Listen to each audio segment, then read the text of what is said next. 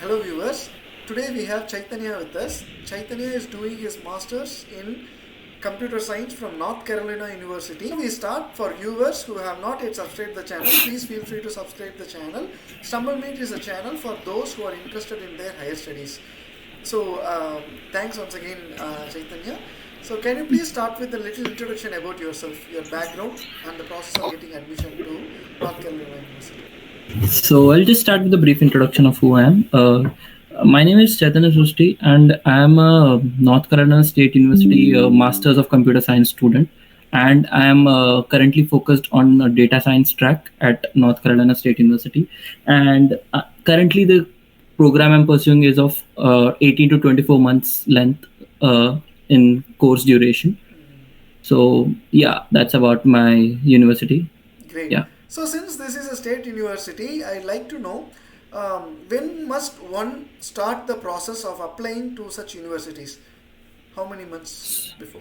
So I joined this university for the fall intake. I Mm-hmm. can specifically talk about that. Okay. So being an international student, you have to apply, I think, around December previous year. So let's say if you are planning for uh, August next year, 2025, then you need to apply by December end of this year. So that your application would be processed and you will have sufficient time for the other visa Okay. steps.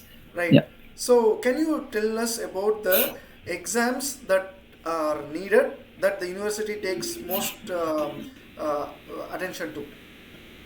Okay, so again, this will be specific to the department I'm currently in. It's computer science. So for us, the department recommends that we need to complete a graduate record exam, which is GRE, Mm-hmm. and yeah, and of course the other exam is TOEFL or IELTS. You can take any of those. So these are the only two exams I believe are needed. And Yeah. like generally the score in what range Oh, does it go with? so it varies a lot. It Mm-hmm. depends upon the background of the person. Currently, when I had applied for this university, I had around 2 years of work ex coming before. So I had around I had 326 score in my GRE exam, and for TOEFL I had 106. Yeah, 106 out Okay. of 120. The TOEFL exam is of 120 Right. marks. Okay. Right. Yeah. Right. So currently you are studying like the data science specific stream. You masters in computer science, but data science specific. So how many other streams are there, and what are the options available? Okay. So actually, this university, NCSU, is primarily known for its networking specialization.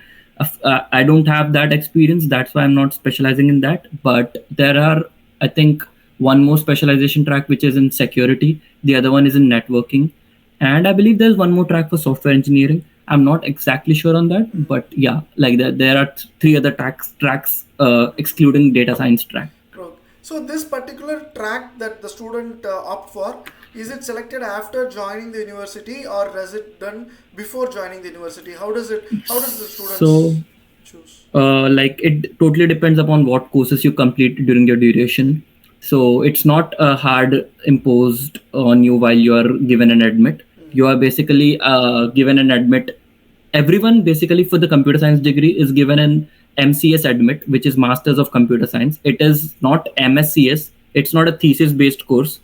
Like because if you want it to go to thesis, you need to convert it after you join, talking with your advisors. But everyone is given MCS admit, and there is no restriction on the concentration when you're joining the computer science degree.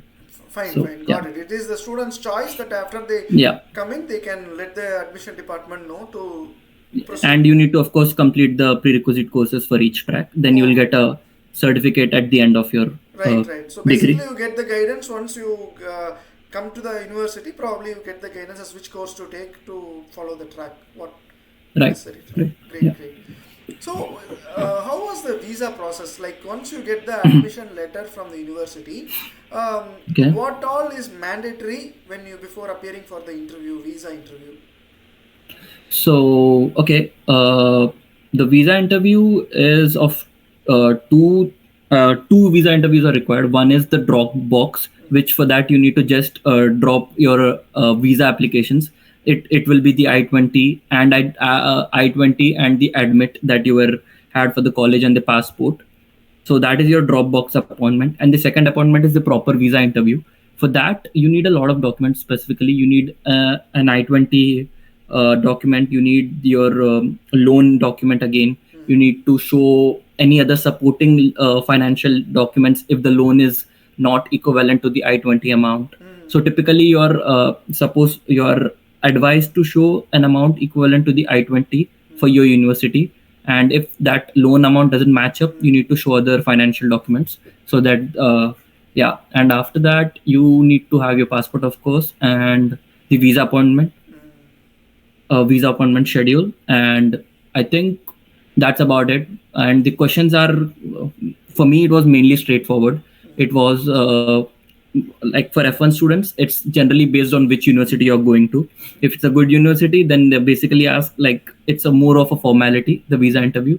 So for me, it was mostly like, what university are you going? What is the course that you're pursuing? And do you plan to stay in US after you complete your master's? So for that, the obvious answer you need to say is no, I'll complete my course and then I'll come back to India. So that's the general course of how it goes. And yeah, that was my interview experience. Right. There are people who had some other grilling sessions as well. They were asked a lot of questions, but it depends highly on the person and the university, to be very honest. Right. So right. yeah. Right. So I understand you told if you are planning for fall, you have to complete the application by December. Can you tell us about this SOP preparation for students? Is this very important when applying for universities, right? Oh yeah. So basically, the standardized examinations are kind of a filter, GRE and TOEFL. If you get a score above the filter, then you are just basically in for the department will take a review at your application. So the SOP needs to be really strong when you are applying to universities, especially state universities or any good top 50 universities for CS. So for that, I spent around 1 to 2 months of my time working on my SOP, and the subsequent things were the LORs. And as I had I took one professional LOR and 2 academic LORs.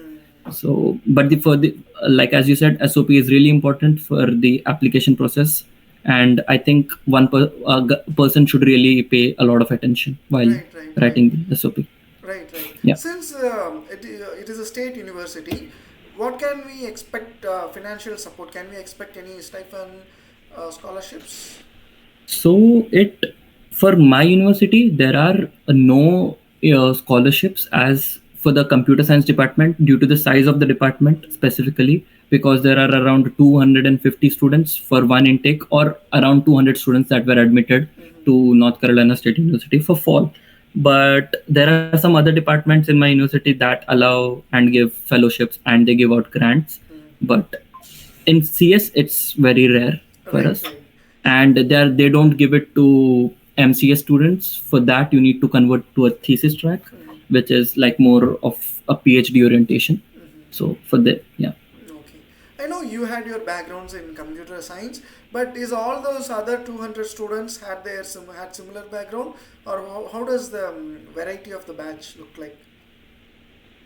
So like the pool of the students that are primarily here are very varying. Like people are generally of a good caliber that come to this university, but there are like some people who are exceptionally talented at times. They have very good work experience before coming here. Well, at the times there are even freshers who joined right after the college. So it is a pool that varies a lot. There is no general constraint, but yeah, like you need to be good in your GRE and your SOP, and also have a good profile that shows certain strengths that align with your goals. So, among other good universities, like one of the university, of course, Carolina State is one of the good universities. But what made you to choose North Carolina State University as your top choice? Okay, so like I had admits from ASU and NEU. My main reason to choose NCSU among these was primarily the location, which is close by to Research Triangle Park. It's not that far. and the other reason was the cohort size here. NCSU has a very good cohort size, like a smaller cohort size as compared to Arizona State University. Well, at the same time, it is not as expensive as Northeastern University, and being a state university which is not in Boston or like big cities, the cost of living is also considerably less. So these were the primary factors why what made me pursue uh, NCSU. Right. So is the classes, is it like a full day program? Does the classes starts from the morning and goes till evening? How does it work, schedule works? So it totally depends upon the number of courses you take. It's like minimum courses you take are supposed to be three, like three courses per semester. But if you take three courses, it will be like two lectures every week for a certain course, and it won't be like a school or college where you will be from morning to the evening you'll be attending lectures. It won't be, of course, like that. You are into university, it will be different. You'll be giving your time to self study, and the subjects, the course length for each period is not even that long. It's about an hour. So the main emphasis is on self study as well, and it's not spoon feeding. That's what I'm trying to say. It's not like they'll tell you everything. You need to do your own research while Right. studying. Yeah. Right. So, is internship part of this course, or one has to? Okay.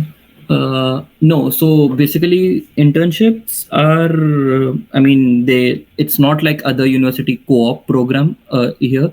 Like you have to, like, you can search for internships, and people, of course, do search for internships, and you don't get any extra credit for doing an internship. It's for your own experience during the summer period. You don't get extra credits, but the university will give you the necessary break to go and do internship and Yeah, join back. yeah, of course, like 3 months break, like it's coming up right now. Yeah, it's 3 months break. Do you need to get any additional visa for work permit kind of to go to and work for an intern process? So basically, you are eligible of that inherently on your F1 visa. Oh, is it? Okay. You just have to extend it.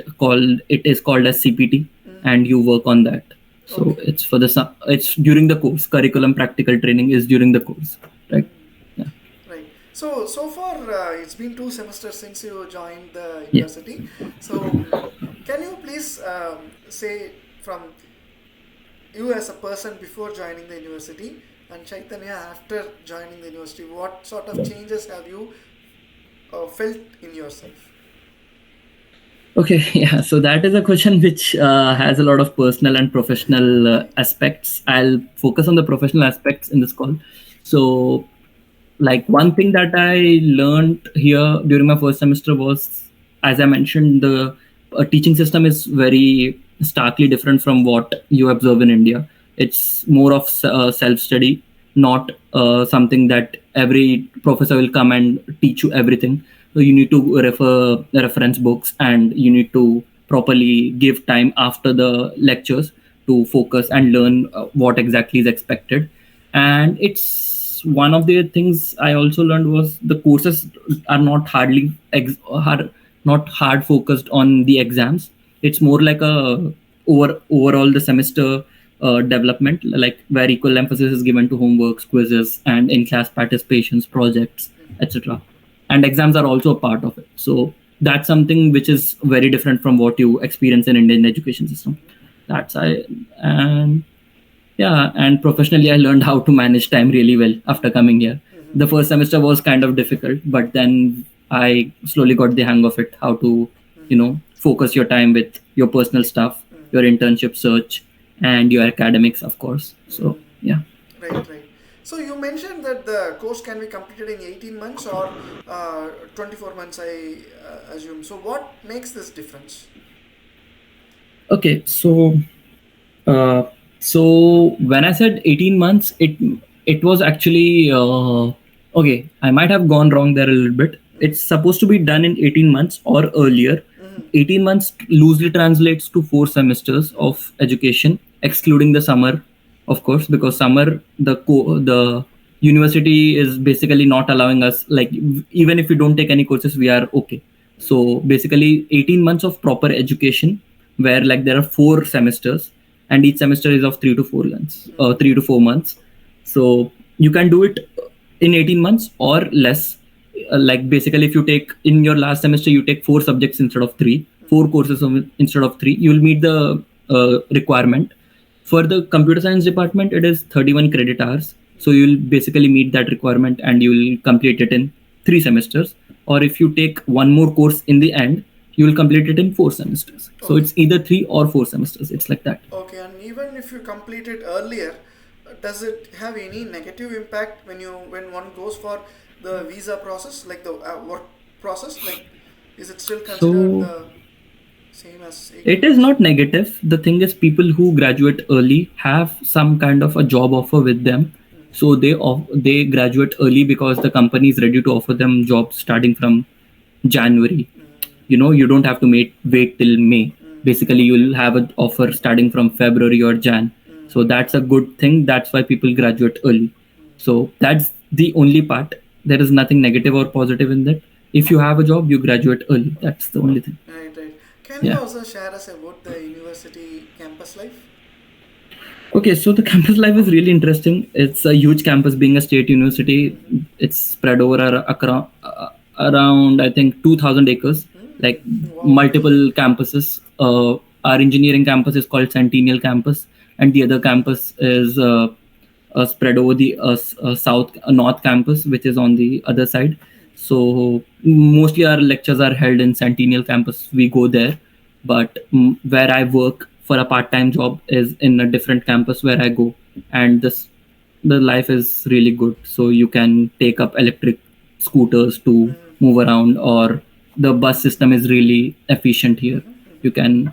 So the one good thing I liked here was the bus system is really free for all the students. So you don't have to pay anything extra to use the public transport. It's basically free. You take the bus, you go anywhere you want, and it's really well connected as well. Right. Um, I have this quite from the financial perspective. I would like to ask this question. Since the dollar rates have all got increased recently, how does one has to cover himself for the entire course cost?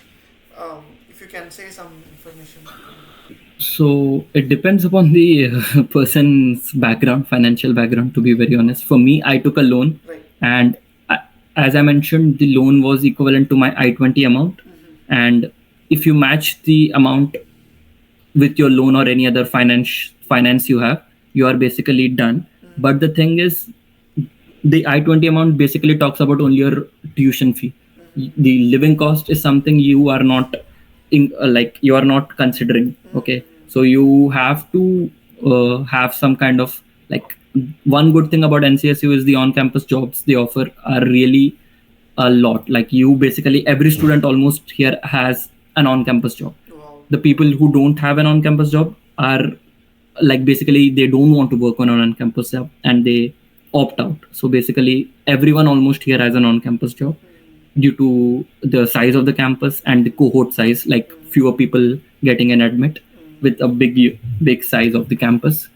Almost everyone has an on-campus job, and with the job, like part-time job, you work 20 hours per week. You are basically most of the living is sorted for, which includes rent and food and utilities. So that's the major part of your expense, right? So, right, right. So, what is the cost of the course?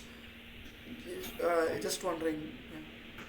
Yeah, so it's the on the I-20 for me. It will again change this year and the next year. I hope it does change, and I hope it does not grow a lot. But for me, it was 57,000 USD, the I-20 amount, which I took in the form of loan, and yeah, that's basically what I-20 shows. I think people know already that I-20 shows an amount that you need to live in America for 1 year, but they include inflated living costs that we don't have to meet. Basically, they include the costs of living on campus, which we do not have to do.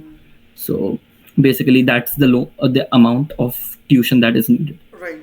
So, since you opted for loan process in India, just wondering, does all the banks, since you might have made the research, does all the banks covers this much amount? Do they offer, or is there anything specific you would like to share for students who are opting for who are in the research process on getting the loan from India? So for me, I found one thing was private banks generally offer loans without any security. So with a higher interest rate, they are ready to offer you a loan amount.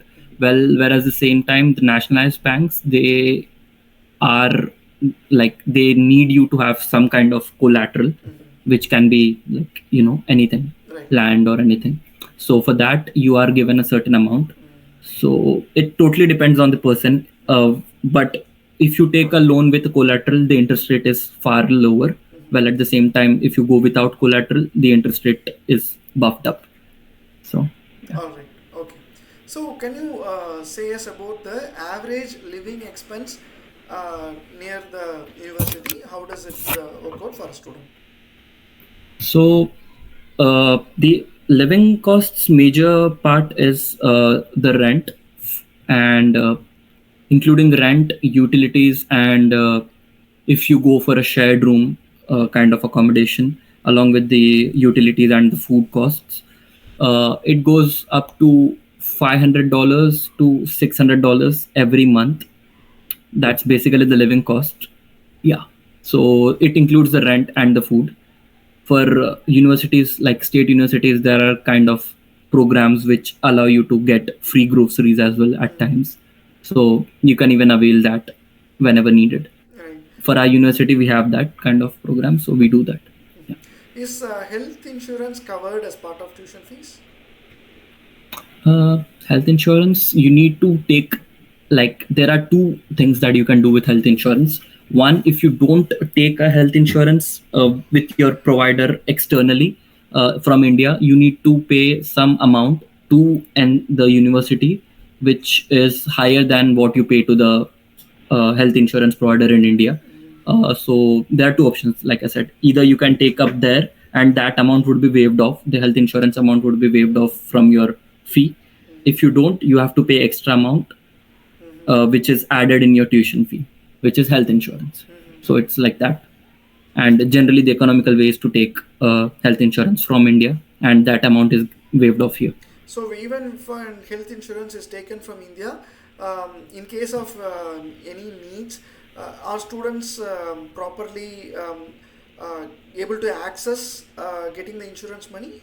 Like, since I'm just wondering, how does the Yeah. distance work? So basically, they do this by forming a collaboration between the Indian health insurance provider and the on-campus health insurance provider, and they have a link and they have a tie-up.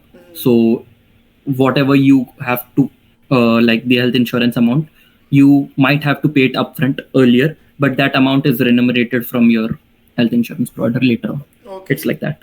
Okay. Yeah. And any recommendations on which providers do students have the most recommendation for, or who has a good name in this field? So I think for my university, most of the people like take up ICICI Lombard. There are multiple packages in that as well, and you can see which package actually suits your needs. There is, I think, one for 100K, the other is for 250K, and the other is for 500K. Okay. So yeah, you Right. can take up anything Right, right. that. Are there any support given from university in finding jobs, full-time jobs after graduation? And how do university help students to prepare their resumes and practice for attending interviews? Can you speak on that? So we have something here called as the Career Development Center, and it is, I think, universal to the whole university. It's not specific to my branch. So basically, for that, they help you with your resumes. Like, if you go specifically for the computer science, those people will actually help you with how to tailor your resume for the roles that you're applying.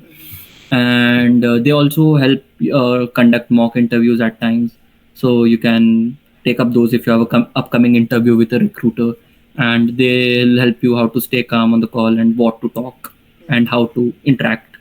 So it is actually very helpful, I feel. I had taken up that service. Like, it's free, basically. You don't have to pay anything. It's included, and you have to just go and talk with them or shoot a mail, whatever works. And these people are really helpful because they know how to cater your needs. Right. Um, you must have researched about the city well before you would have came. But what did you find? Anything specifically exciting?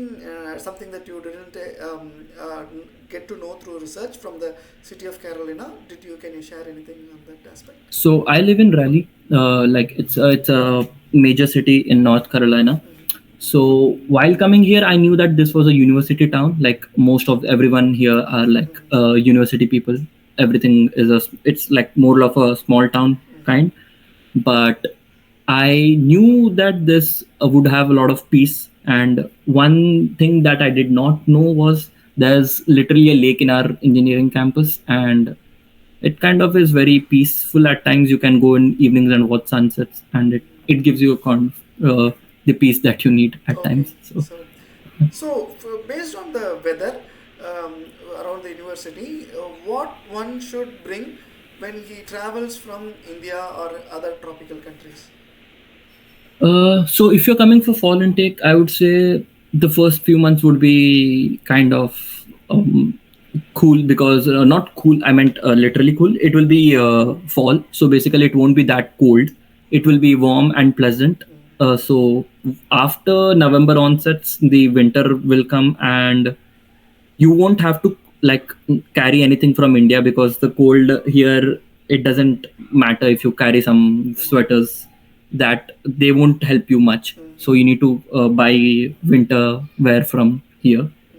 But I don't think you need to carry anything specifically like weather related from India. But one thing I noticed here, it rains a lot erratically. You cannot predict if it will rain tomorrow, or like you cannot just think of anything. So like be prepared for that. It rains almost randomly every time. So yeah, one good thing would be just carry a small umbrella. So yeah. Right. Are there good Indian presence in terms of the groceries, chains, anything? So, from the food aspect, I would like to know what kind of adaptation So needed.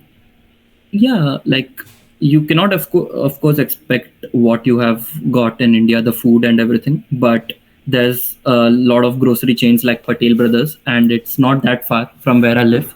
You can take up a bus, and you'll go there and you'll get almost everything in Patel Brothers. Like so your taste is being taken care of there.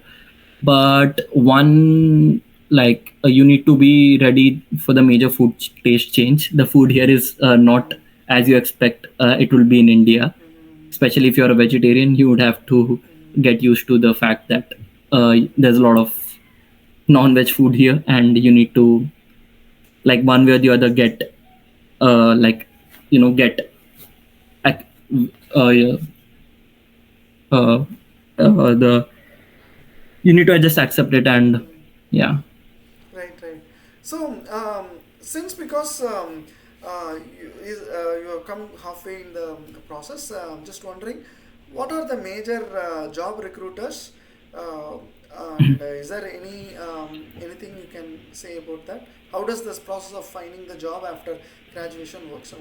Where do students apply for job, and how does it work out? So, as I mentioned, there's nothing of a co-op sort here, but you're pretty much open. Yours is an open market. You can apply anywhere from the portals, but like specific recruiters here are majorly based out of Research Triangle Park, which is nearby, and they can be Google, IBM, and uh, so one company here is called LexisNexis, which is in the campus, like literally placed in the campus, and they hire NCSU folks, a lot of them. So yeah, but big players are IBM, HPE, and Google. Google is in Morrisville, so it's nearby, a small city here. So yeah. All right, all right. Is there anything specific you would like to share with users, viewers? Uh, like related to, if you're planning to come here, you need to, if you are like looking for your primary goal is not thesis and you are looking for professional opportunities coming here, so be prepared to get into the process of internship search early on. One mistake I made was I did not focus on that early. Like people I know have been literally applying to companies for the internship back in India only. before coming here. So one thing I would ask them, if they are going for this fall, like be prepared to get applying to companies a lot and get into the groove of it, so that you can get familiar with the process earlier on. Mm. Right, right, Right. right. So, is this since you mentioned about this? How long does one get the work permit after graduation? Is this the So STEM course? yeah, so basically you are doing it in a STEM degree. Computer science falls under STEM, so you get up to 36 months after graduating to stay in US, which is called OPT. And for people pursuing degree in STEM, they get an OPT extension, so it adds up to 36 months. So totally you have 3 years to work on your, if you have a job. But if you don't have a job after graduating, you would have 2 months to find a job on your visa Mm, before going, like before being like mm. before you have to leave US. You need to find Oh, within 2 months. 2 months. So the advice is to find the job when you are a student. Try to find Right, the yeah, job even when you are a student. If not, you right, get 2 months after graduation to stay in US to find job. If not, one has to go back to the home country. yeah. Okay. So people generally do that, and they search for jobs when they are a student. Right, And right, I think it's a very common practice here. It's not a new right, thing right, to do. right. So Is this a rigorous course, or is this something students can do it in a lighter way? Like how intense is this course? So it depends upon the perspective Oh, is it? again. For me, it's not a thesis based course, so I would say it's not really that rigorous, because thesis is very academically inclined. The masters of computer science that I am currently pursuing is more practically open for us. Like, it gives us opportunities and ways to explore our professional path. So that, but I wouldn't say it's not rigorous. It is actually the core courses that you need to complete for the graduation are very intensive, and you need to pay a lot of attention.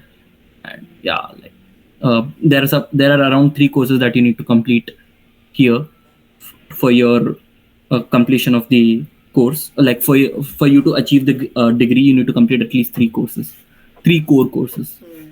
So yeah. Right. So, is there any specific course that you think that you could have revised it before joining the university? Just wondering, is there anything that's such an advice you would like to give to the viewers? So yeah, like I had taken this course called as Design and Analysis of Algorithms.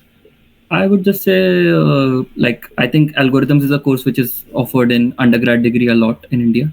So I would say, like, be clear with that and revise it, because it's more of a course which is intensive at the same time, and it helps you for your placements as well, like internship search or job search, be it anything.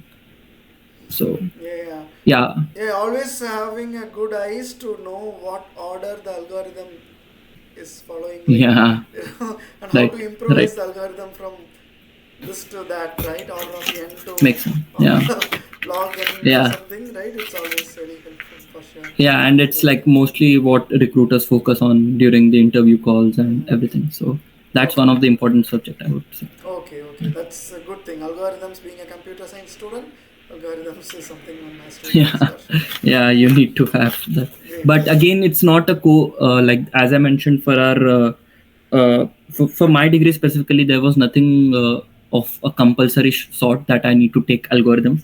I took it up myself.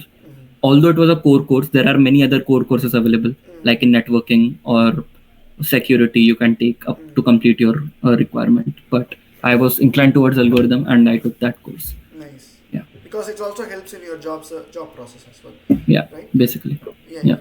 Great, great. Thanks a lot, Chaitanya, for joining yeah, today. yeah, For of viewers, course. this is Chaitanya's experience that he has shared.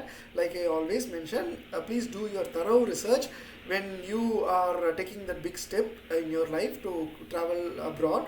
So, make sure that whatever the challenges available or upcoming challenges you are aware of, and the opportunities also will be there. So make sure that you do your thorough research in terms of knowing both pros and cons, and be sure that it meets your requirements, your expectations, when you're making sure that you're taking the right choice. Thanks a lot, Chaitanya, for joining today and Yeah. sharing your most valuable experience with all the viewers. Thank you, Venkatesh. You also have a great day.